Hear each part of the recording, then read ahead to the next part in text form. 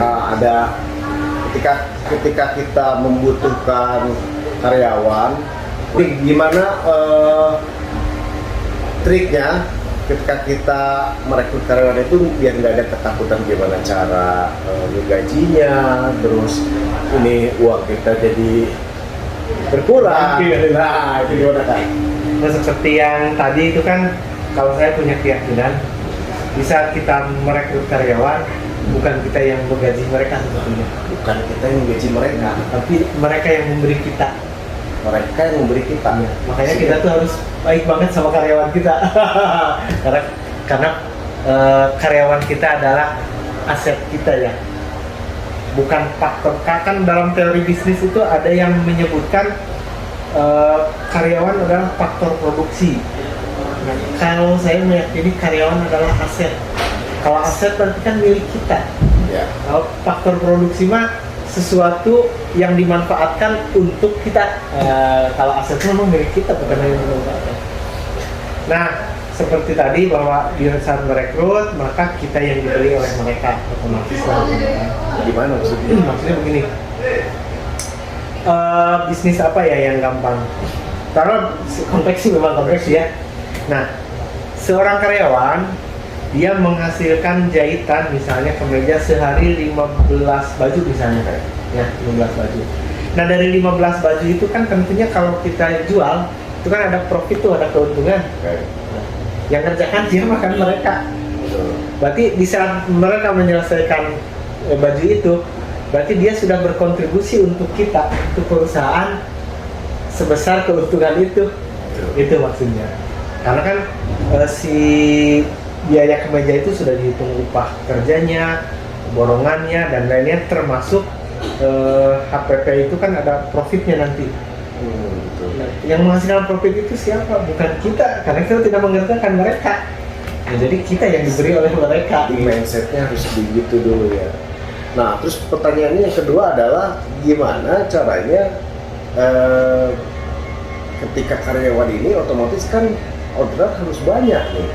Sedangkan kita merasanya, aduh, ini teh sekarang aja lagi banyak nih, nggak tahu nanti ada nggak, gimana caranya dari bawah, banyak kekhawatiran itu, gimana itu kan? Memang itu sih pasti akan ada dan itu normal kan, dan itu normal menurut saya itu. Artinya untuk memotivasi kita untuk bisa mengadakan order kan seperti itu. Di satu sisi, tapi di sisi lain saya berpikir ini kan kita itu harus mengambil dua dimensi ya, menurut saya. Dua dimensi itu harus dijalani. Kalau menurut saya segala sesuatu yang ada di alam dunia ini ada, muncul bahasa orang mah ada duniawi dan ada ukhrawinya kan gitu ya. Ada jiwa dan ada raga kan gitu Pak. Nah, menurut hemat saya kita itu harus dua-duanya.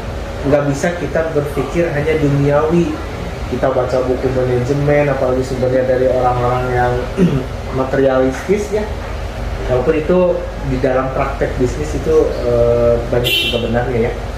Nah, kemudian juga kita harus menggabungkan dengan keyakinan kita ke yang di atas, ke Maha Pemberi, ke Maha Pengatur. Nah, itu yang saya mah bukan so agamis ya, tapi memang itu kenyataan dan harus banget menurut saya. Seperti begini, setiap yang dilahirkan sudah dijamin rezekinya. Itu saya yakin itu kan gitu ya. Nah, jadi setiap saya merekrut karyawan, saya yakin dia sudah ada rezekinya. Dan bukan saya yang merezeki dia, itu rezekinya dari sana melalui saya. Dan pasti akan ada kan, selama belum dicabut nyawanya dia pasti punya rezeki. Nah, itu yang pertama, keyakinan itu yang ada di diri saya. Harus 100%. Harus 100%. Kalau 99,9 ya bang. Kalau ragu-ragu atau orangnya pada bayong. Nah itu. Tapi di sisi lain, secara kita kan hidup di dunia ini kan, kita juga harus dijalani kan. Karena dalam satu keterangan, ada keterangan Mubtagi fima atakallahu darul akhirah wala tansin baka minad dunya.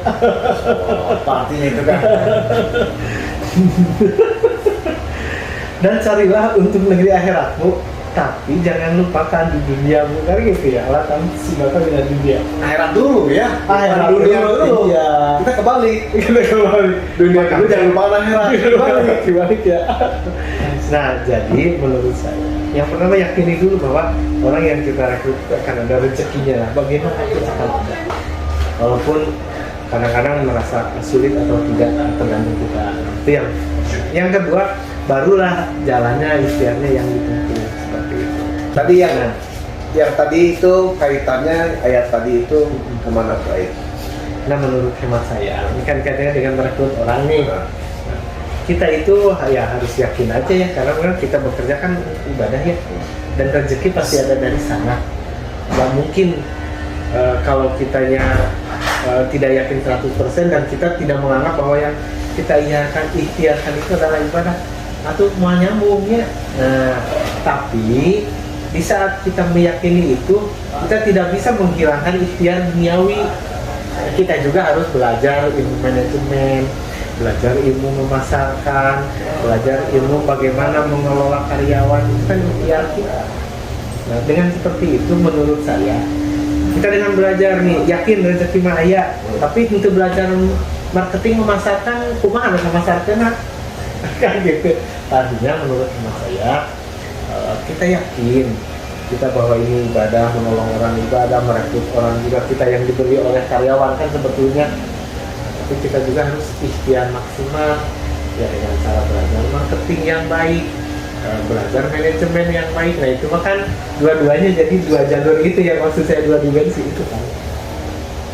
Jadi yang saya dapat sih ya ini sih kan yang ini. Kalau marketing, ilmu marketing itu sambil jalan aja gitu kan ya. Iya. Nggak usah Tapi gitu. ikhtiarnya itu kan harus maksimal juga ya. Iya, harus maksimal juga.